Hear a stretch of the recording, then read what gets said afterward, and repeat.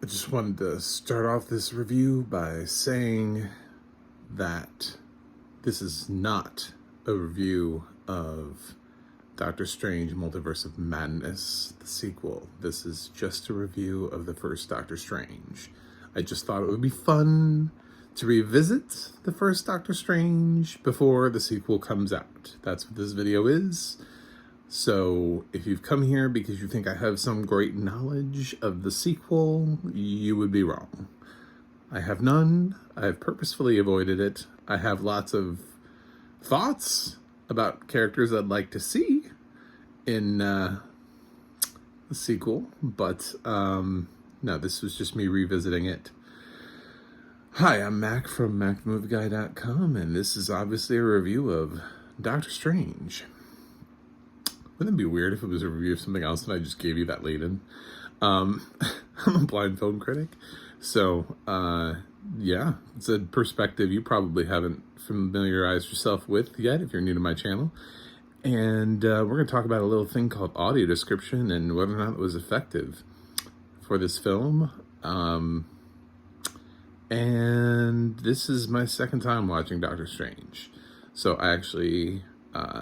the first time was before I lost my vision. So I've seen Doctor Strange visually. This is my first time not seeing it and relying fully on audio description.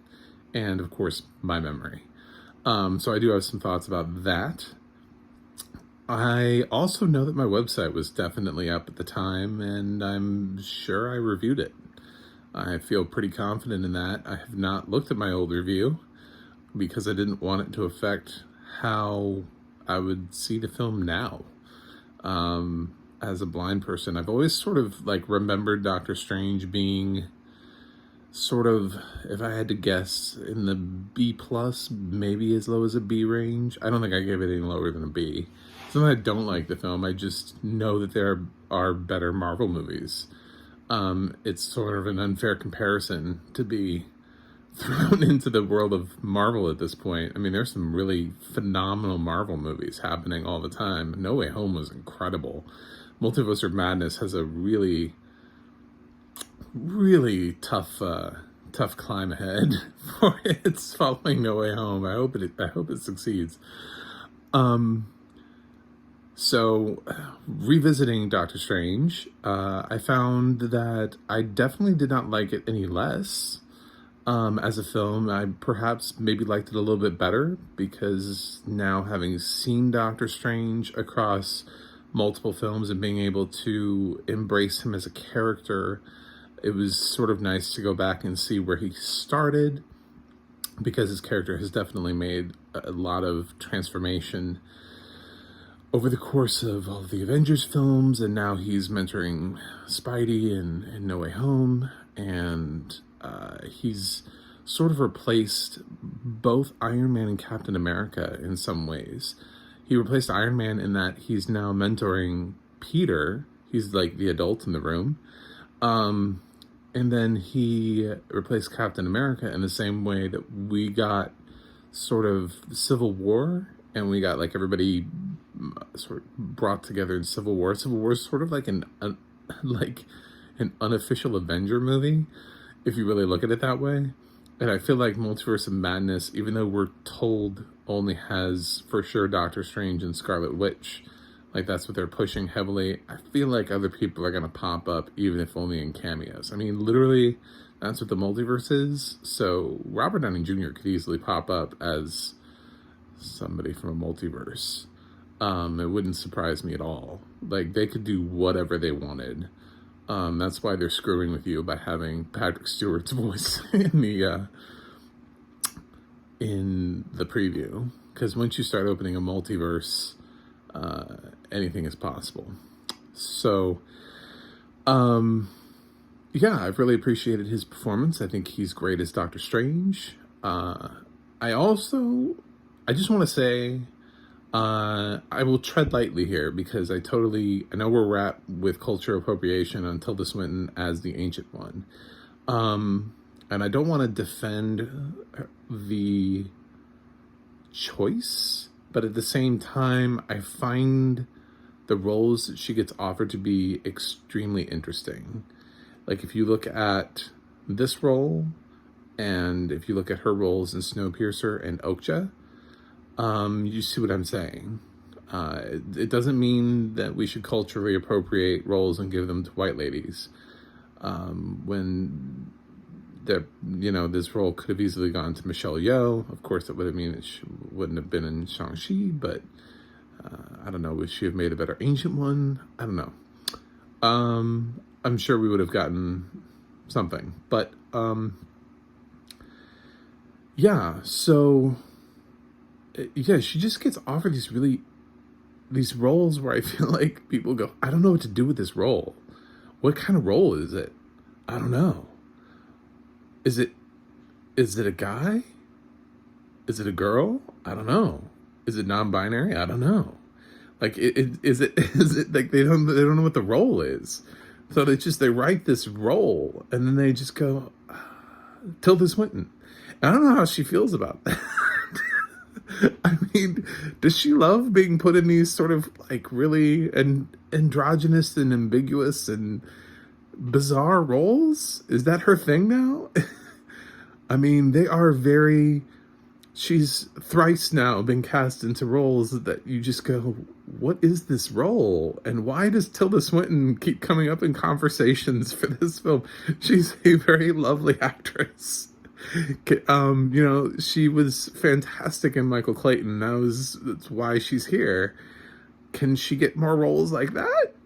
Why is she getting typecast into, I don't know what this role is, somebody called Tilda Swinton? So, I think that's what happened more than anything else. I don't think that there was like a conversation at Marvel where they were like consciously thinking, okay, so what are we doing with the Ancient One? Well, we need a white lady. Let's call it Tilda Swinton because she's so white. And I think they were like, I don't know what this role is. And she, Snowpiercer, she was great in Snowpiercer. And that feels like, yeah, Tilda Swinton. She can, she just does whatever with whatever you give her. Doesn't make it okay, but I feel like she's going to play something else somewhere down the line where it's just a head scratcher of a role where you just look at it and go, what's happening here? What is this role? What are we trying to say here? What are we doing with this role? And nobody really ever gives you solid answers on that role. You don't really know why Tilda Swinton's in the role. It's very bizarre. She has a bizarre career. That was just sort of a side thought. The one thing that I did walk away from this film, other than the fact of realizing that Casillas is really just, he's not a strong villain. That's, I think, one of the reasons I kind of knocked the film down a little bit to begin with is because going into the film, I actually couldn't remember his name. Actually, I was like, Dormammu's not the main villain. It's this other guy, right? There's this other guy walking around. What was his name? I literally could not remember. I'm pretty good with comic books. This dude's been in video games and stuff as a character. I remember him being in, I'm fairly certain he was in Lego Marvel Superheroes, that video game that you could play him. I think it was like an unlockable character. So, yeah, I couldn't remember him. He was so forgettable. I couldn't remember the actor. I couldn't remember anything. I was like, there's a guy, but I don't know who it is.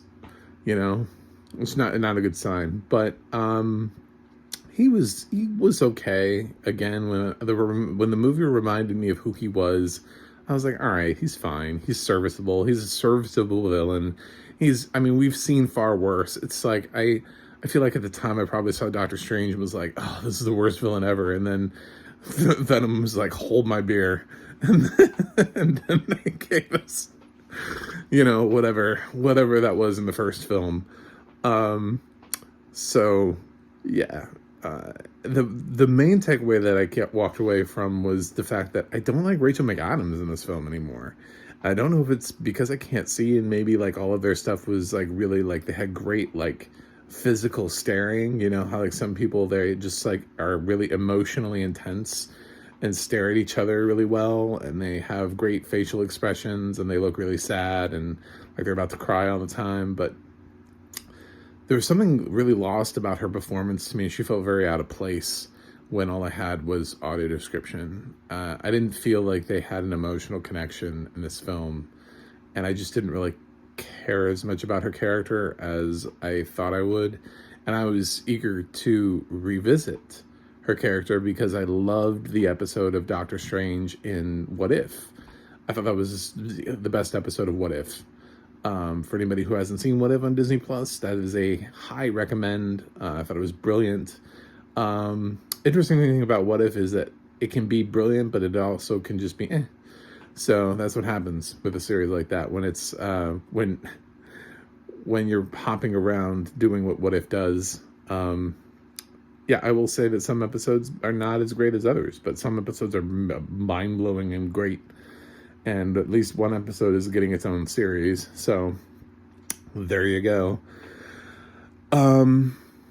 Yeah, so I was really excited to revisit her character, but then I just didn't feel connected to her at all. I didn't feel like they were ever really together as a couple. I didn't feel the emotional connection. I know that they're not together, but I didn't feel that.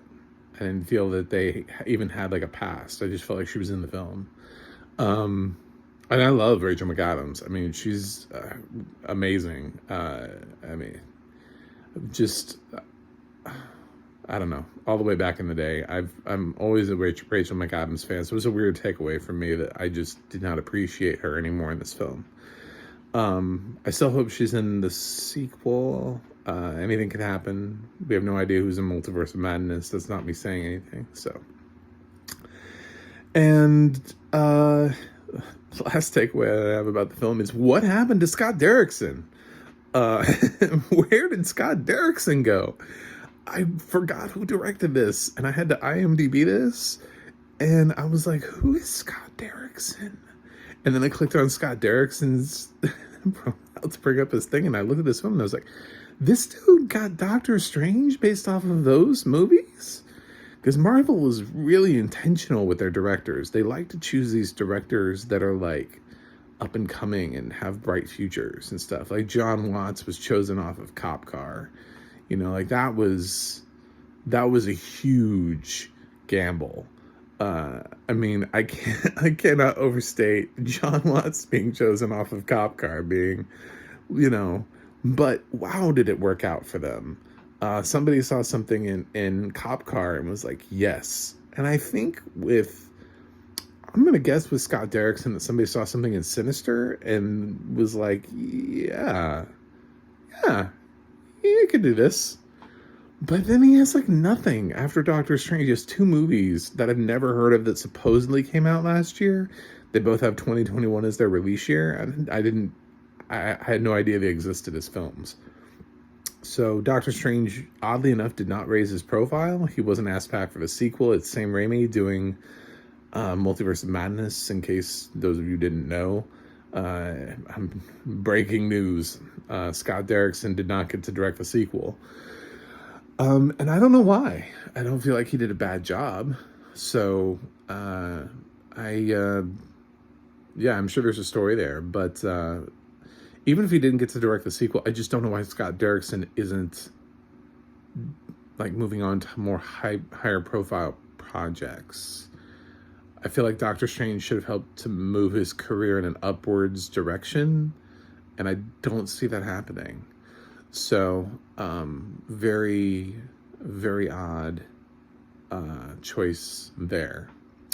But the audio description. So where are we at with that? I felt like the audio description, first of all, I would say this is a high difficulty film to audio describe.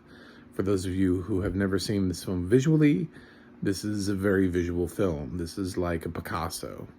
This is like somebody trying to describe a Picasso to you, or a Pollock. You know what I'm saying? It's somewhat impossible.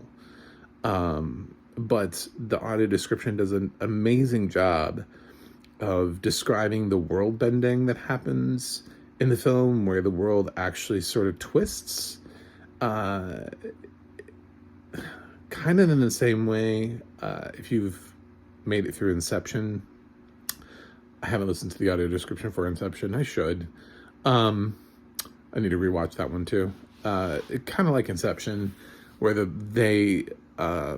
but in Inception, it's sort of like they're sort of walking on the walls a little bit. With this, it's like the whole world, like they're outside and the entire city starts to move around them. I don't know what I'm doing with my hand, but I'm trying to describe this is the world and it's moving around me. I guess. I don't even know if you can see this on the camera. And the city just sort of moves and it bends in on itself, and the characters end up being on just sort of like a different level of that, like they're not on the ground, they're on something else, and it just, that stuff was done really well. On top of that, the magic in the film with the, like the lasso, the ropes, all of that stuff was done really well. I was waiting for the one scene.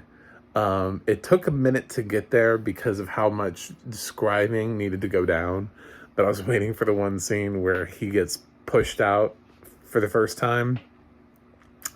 And I was waiting to see how it would describe that. And I thought that was really well described. Yeah, because that's how I remember the scene happening. So it felt like what my memory had seen. So I don't think I think this is really solid audio description. Plus, the car crash sequence was really well described. I mean, all of the little details. The thing I really loved about this audio description is that the narrator was just so into it. I mean, like, he was like really into the action. It was like this was the first time he was watching Doctor Strange with us, and he also had to like read the narration, and he was like, Doctor Strange is like running into the room and there's people, and he swings right and he takes a left. And I was like, this guy is really into the, like, it's really exciting. It was like listening to like a football announcer do play-by-play, when they get like really excited in the game, like, he could go all the way. I mean, this guy was into the audio description. He was really excited about the movie, and I felt his excitement, and he made me more excited.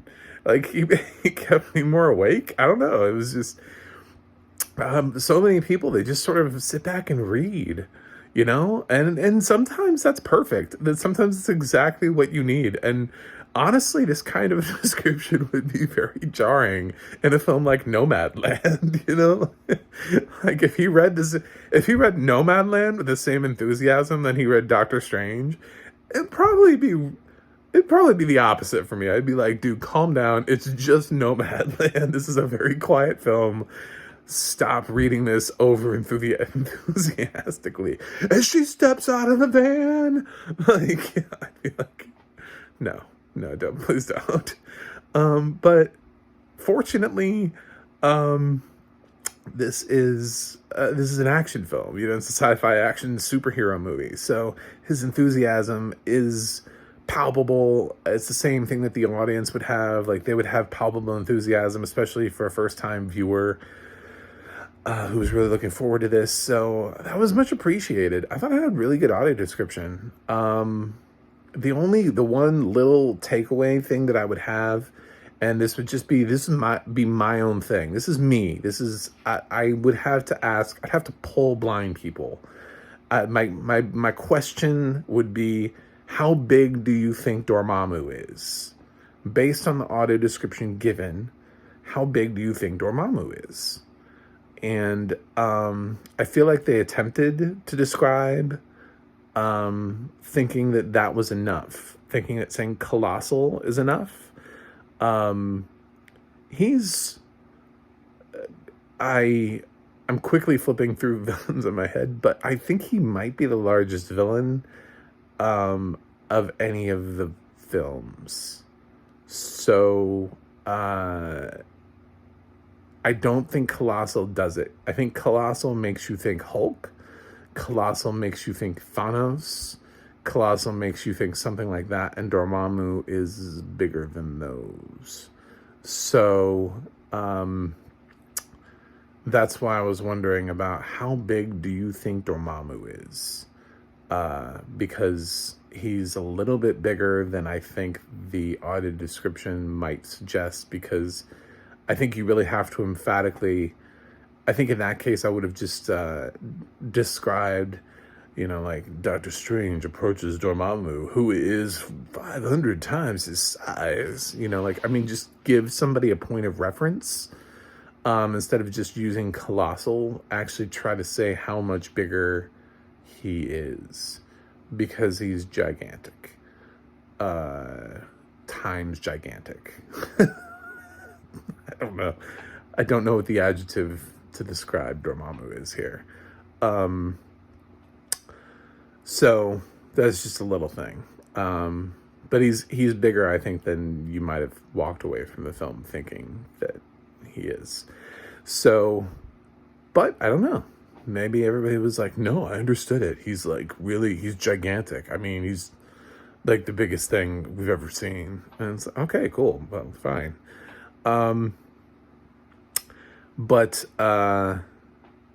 So that was fun to revisit Doctor Strange. I'm really looking forward to the sequel.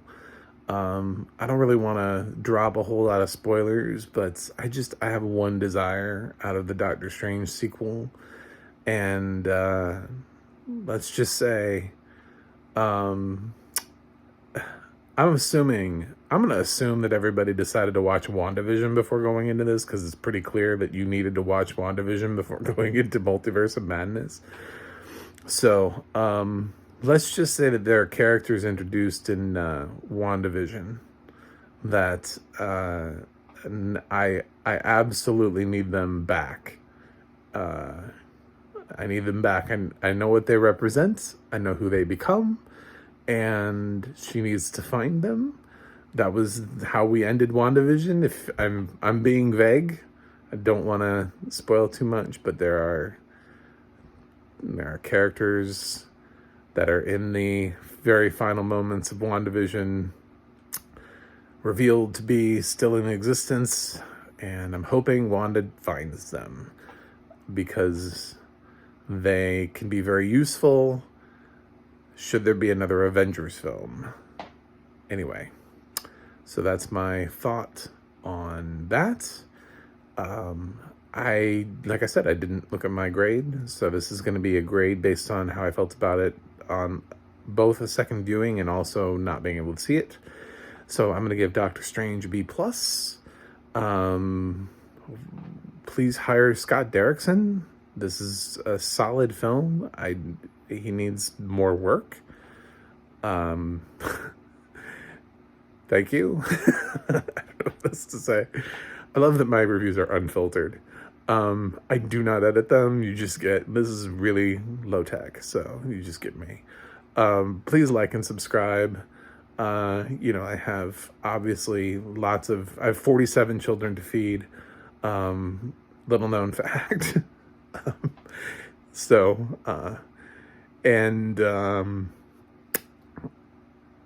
Visit MacTheMovieGuy.com for more reviews, and go to Audio Description Project if you want to find out which movies have audio description and where they are. Very useful tool. So, thanks, and hopefully the Multiverse of Madness lives up to the hype. We shall see.